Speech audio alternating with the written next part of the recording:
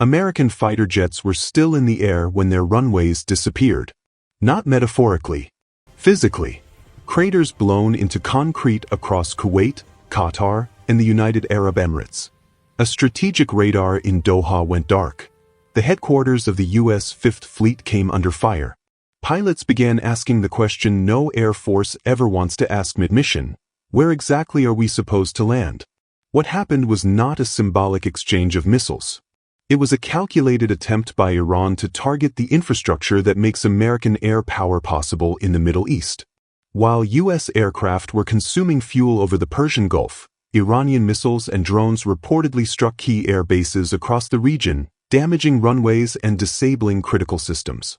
In Qatar, near Doha, explosions were reported close to a major U.S. military installation actively used for operations against Iran. Around the same time, one of the principal American radar systems in the Gulf was reportedly destroyed. In Kuwait, a base hosting approximately 300 Italian troops was hit. In Bahrain, the headquarters of the U.S. Fifth Fleet was targeted. And according to regional sources, missiles were also launched toward Israel. Let's break this down carefully, because the scale matters. First, the airfields. Runways are not glamorous targets. They don't make headlines the way a destroyed jet does. But they are the spinal cord of air warfare. Without a functioning runway, you don't just lose takeoff capacity. You lose the ability to recover aircraft already deployed. That's the detail that changes the entire picture.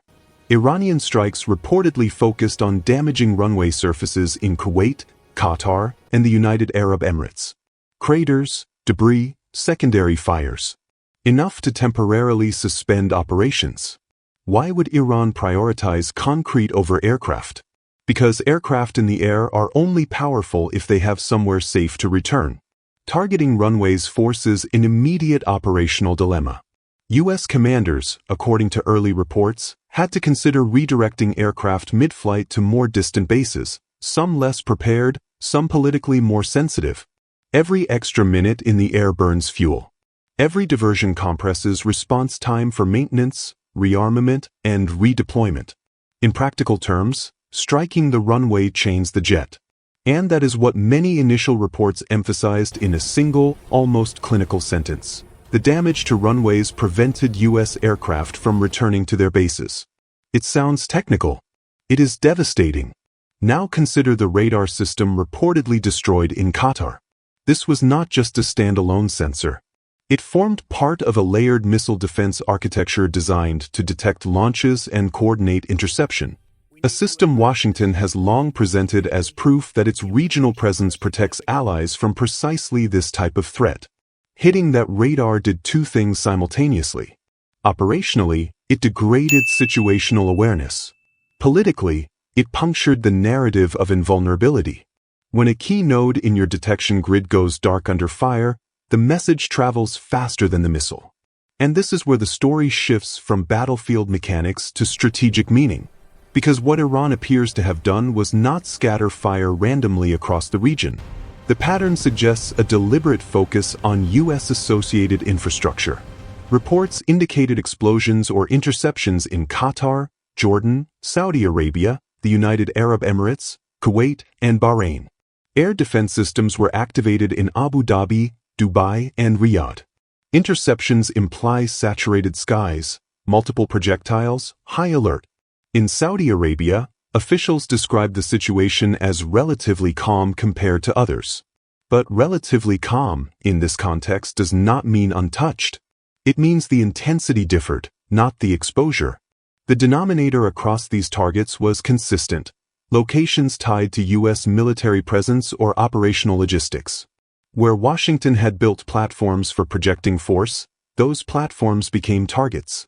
In Kuwait, Italy's Foreign Minister Antonio Tajani confirmed that a missile struck a base hosting roughly 300 Italian troops.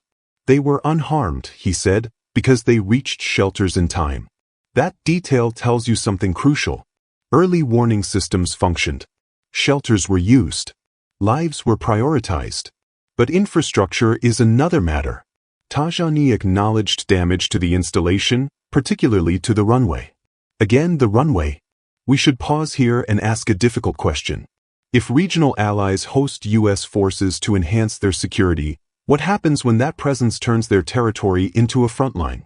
Think about that for a moment. I'm genuinely interested in how you see this trade-off. Does hosting a superpower deter conflict, or does it import it? Share your perspective. These are not abstract calculations. They shape national strategy. Because here's the uncomfortable part. The war, if we can call it that, was carried not only to the symbolic level of headlines but into the logistical heart of operations.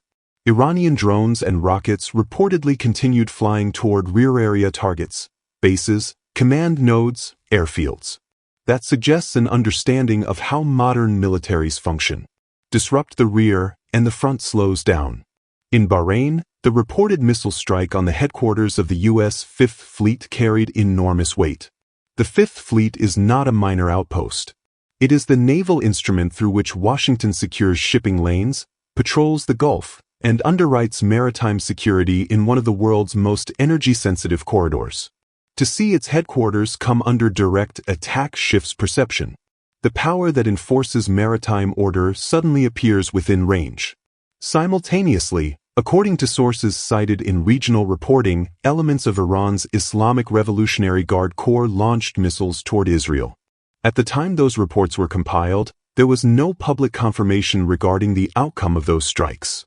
That information vacuum added another layer of tension. Sirens, interception attempts, uncertainty. When outcomes are unclear, risk assessments multiply. What makes this sequence even more complex is that some reports indicated the principal phase of U.S. military operations had not yet fully commenced. Israeli aviation, as in previous confrontations, was reportedly playing a key role in strikes against Iranian targets, at times moving ahead of large-scale American deployment. That dynamic matters. It suggests a staggered escalation pattern rather than a single synchronized offensive. So what changes? First, the psychological landscape.